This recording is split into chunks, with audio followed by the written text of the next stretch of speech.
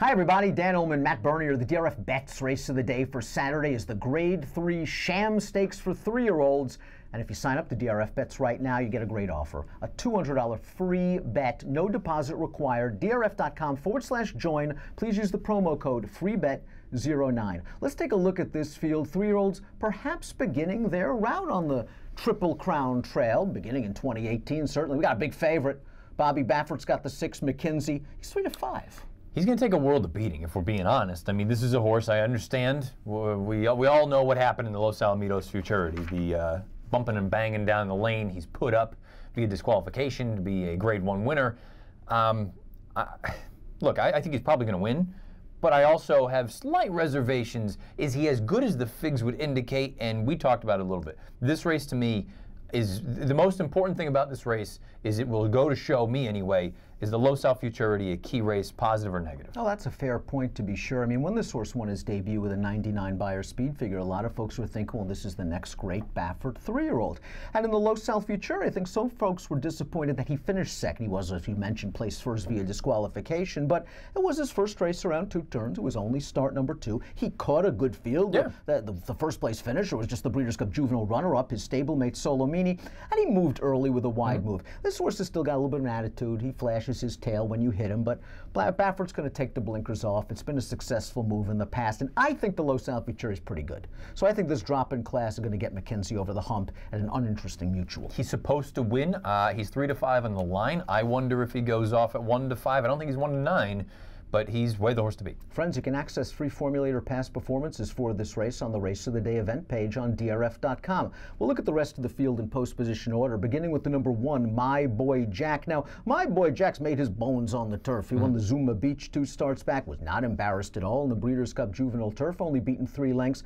The question is, can he run on dirt? I think the jury's still out because in his career debut at a distance way shorter than what he wants, he caught a live field. I was going to say, I mean, I don't want to hold the whole runaway ghost in Serengeti. Back in June, that was a very, very live race.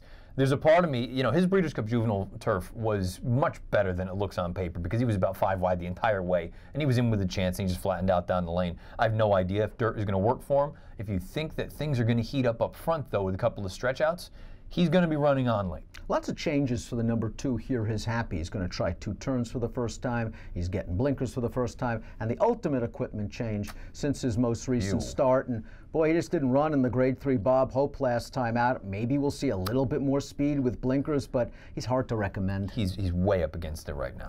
All Out Blitz is improving for Simon Callahan. This is a horse that scored at Los Alamitos last time out, showing improved speed. My issue is this. He was getting a little tired, I thought, in the stretch. Despite right-handed urging from Tyler Bays, he was drifting out, I thought, much of the lane. This is a horse that can certainly show speed in this race, but I don't think he's just going to get loose. No, I got a couple concerns with this horse. One of them being the distance. Don't think it's going to work for him. I think he's a sprinter. The other, you had 3 horses covered by about 3/4 of a length in that run at Los Al. The runner-up has already come back to run next out, and he regressed to a 69 Beyer. I wonder if the 87's a little inflated. Bob Baffert has 2 in here, and how many times have we seen it? Better priced Baffert, the other Baffert, if you will, the horse that's on the lead in our Timeform U.S. pace projector. That is the number 4, Mourinho, who was very impressive winning his debut. The Speakeasy Stakes, he got beat by Beautiful Shot at a short price, but let's give him a lot of credit for that race, because that's what's known as doing the dirty work. He was awesome in that race. He put everyone else away that was close, and you see the Timeform U.S. color coding, just bright red, went unbelievably fast, and he paid the price late. He got a little bit tired and got run down. The Bob Hope, for me, I was stunned when he didn't make the lead, and I thought Gravitas was a nice horse going into maybe it. Dulled him a bit. Well, and sure, maybe they kind of took a little bit of that early zip away. I thought Gravitas was interesting going into it, but I certainly didn't think he would be able to run away from Mourinho. Now, guess what? In hindsight, Gravitas is actually pretty good. He got an 88 winning that Springboard Mile. For what it's worth, the blinkers go back on for Mourinho. Past 5 years, blinkers switched on sprint to route. 3 for 4 for Baffert with a 390 ROI. I know it's a small sample, but I don't think he's without a chance. I think a horse that's got a shot at McKinzie is the number 5, Shivimi Timbish. who is favored over McKinzie 2 starts back and got caught up in a little bit of a pace dispute, and he finished third. But this horse was stretched out to 2 turns last time out and showed some good early speed and was very game in the lane to beat Peace. And you and I are not Peace's biggest fans, but he did come back to win his next start. I don't think this horse is a speed crazy sort because Timeform US and I don't believe he's going to get to the front. Personally, if I was Mike, I'd just send McKinzie. I mean, and try to get to the front here of a Mourinho. I think with Mourinho's presence, the goal is to rate outside with McKinzie. But maybe Shiver Me Timbers is improving at the right time. You and I, though, both are a little bit dubious about that Beyer speed figure. I'm just dubious of this horse in general. I need him to prove to me that this is actually where he belongs. That most recent run, he won by a head over Peace, earned a 90 Beyer. Peace came back to win next out, so flatters the form a little bit, but he regressed to a 76 Beyer. And for what it's worth, coming out of that November 23rd race, 3 of the 4 runners that have already come back to run, they all regressed pretty significantly on the Beyer scale. There's a part of me that doesn't believe the number. Outsider City Plan completes the field. This horse came from out of it to win on Tapeta. While he has won on dirt, his Beyer speed figures pale in comparison to the major contenders. One good thing, this horse going to run all day long. I was going to say, if you think that they're going to go crazy early on, he's going to be running. I think he's still up against it. Top picks for the Grade 3 Sham.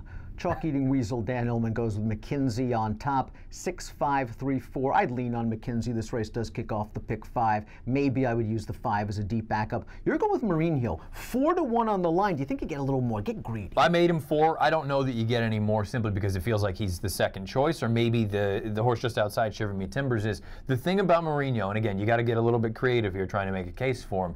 He's popped to his left lead in all of his sprints with the exception of the debut, which maybe just immediately makes you think he doesn't want to go this far. I wonder if he's the kind of horse that all along wants to go long, but he's just that naturally talented that he can go 44 to the half. His older sister, Sandy Surprise, has excelled going longer. She won the Zia Park Oaks just about a month and a half ago. I wonder if additional distance is actually a good thing for this horse. And the good news is, it's not like he's going a mile and an eighth. No. He's going a mile, which might be well within his wheelhouse. Matt's hoping Mourinho goes wire to wire, and then Matt goes wire to window. 4-6-1-5 for Matt. Again, I'll go 6-5-3-4 in the Grade 3 Sham. Again, if you're playing from home, you really can't beat this deal. A $200 free bet. Perhaps most importantly, no deposit required. DRF.com/join. Use the promo code FREEBET09 when you sign up for your new DRF Bets account. Approximate post time for the Sham. Kicking off the pick 5. Race number 5 at the Great Race Place on Saturday, 2:30 Pacific. Best of luck.